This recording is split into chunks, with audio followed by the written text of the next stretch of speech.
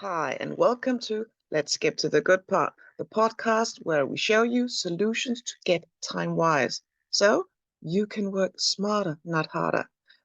My name is Christy, and I'm your efficient coach. So, the topic of today, do you want to speed up time? Do you want time to go faster? It's like a box. The box is the size of time, the tasks are what you put in it. Do you want the tasks done in less time? Smaller box. Or do you want more tasks done in the same time? It is very good to be specific about what you want to change. Is it the amount of tasks, or the box, or both?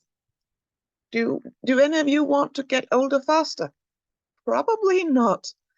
And yes, sometimes when rehearsing, cramming before a big exam, time feels different. So time is not just about minutes or hours, it's also about how you feel in the amount of time. So speed up time. What is a possible solution? So let's skip to the good part. Today I'm going to talk to you about speed reading and speed audio. Short about history, the term speed reading is, is thought to be the first phrase was coined back in the 1950s. Yeah, last century, by a woman named Emily Wood. She was a school teacher. And she was very curious about why some people were naturally faster at reading. So she tried to force herself to read very quickly. So old news, but still it's being used today. So I talked to you about two different things: speed reading, using your eyes, or speed listening, using your ears. When you read, there are three things you need to know.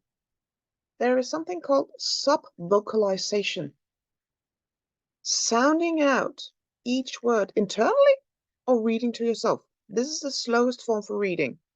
Have any of you seen a small kid read? They read out loud and they hear their own voice. Some adults still do it, but they read out loud inside of themselves.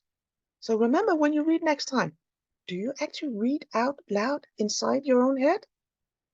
Number two, auditory reading. Hearing the read words. It's a faster process. And then the last one is visual reading, understanding the meaning of a word rather than the sound or the hearing. And this is the fastest process. When you read, what is important to know? Reading speed. Yeah, how fast does it go? But there's also comprehension. Oh, is depth needed? Is it a fictional book? Is it before an exam? Or is it more like non-fictional? I can just skip some pages. It don't matter. What is needed when you read a specific thing? There's also something called information gathering efficiency. How well do you get things in, and how do you handle it inside of your mind? How much do you recall? And then there is your reading preference. Is it visual? I am a visual reader. I love to read books, see it. Or are you more an audio? You like to listen to it. Then audiobooks is a really great example. Some people like one, some people like the other. There's no good or bad. So what is an example of speed reading? There's such a thing called skimming or scanning. If you skim a text, it can be conducted at a higher rate.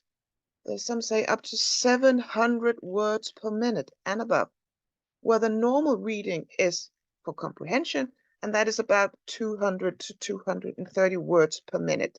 It's called WPM, words per minute. Skimming results in lower comprehension rates, especially when it's a non-fictional book. It's information rich. Then you need to comprehend more. Speed reading techniques. Have you ever seen a small paper where there was a rectangle cut out in the middle?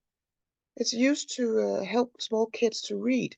You put it on your book, physical book, and then you hold it to read down. That helps you to rehearse and give focus. There are also specific reading machines. I've tried a real old one where you sit with a physical one, but it's in the laptops nowadays. But when I first tried it, the system forces certain words and show it, and then it removes it. So you really need to focus. And I got surprised. Oh, it's happening too fast. But when I got in focus, I could read more and more and more. And then they had certain questions at the end to test if I comprehended what I was reading. Really fun exercise. And some, when they're speed reading, they use their fingers. When you read, it is actually good to prepare. Have a goal before you start reading. It could be questions you need answered. It helps to focus. Speeding up and listening to a narrator. Reading out at double speed. Yes, you get used to it and get more read, definitely. But if you go back to normal speed, you think, wow, this is very slow. So you're also getting a habit of things have to go fast. But remember also to take things slow once in a while. There are shorter summaries of many books available if you want more books read. Only compare to yourself, but be inspired by others. There is a Guinness World Record for fast reading. Do you know how many words that was? The first one I read 25,000 words per minute. And there was another lady from the Philippines who claimed to have earned the Guinness Book for fastest reader. 80,000 words per minute. And 100% comprehension? Some discuss whether this is at all possible. I won't discuss it here, but as I told earlier, most skimming is about 700 words per minute, and reading with the comprehension is about 200 to 230 words. So if you ever get a read test done, fun to do it again, where you have much more focus and see how much that improves. But again, you can't focus all 24 hours. You need breaks. We all needed breaks. I do speed reading, but I also sometimes just read slowly. I do it on purpose to relax. So I hope you enjoyed and learned something in this podcast. Like the video and follow me for more. I am Christy, your efficiency coach, and see you next time. Bye.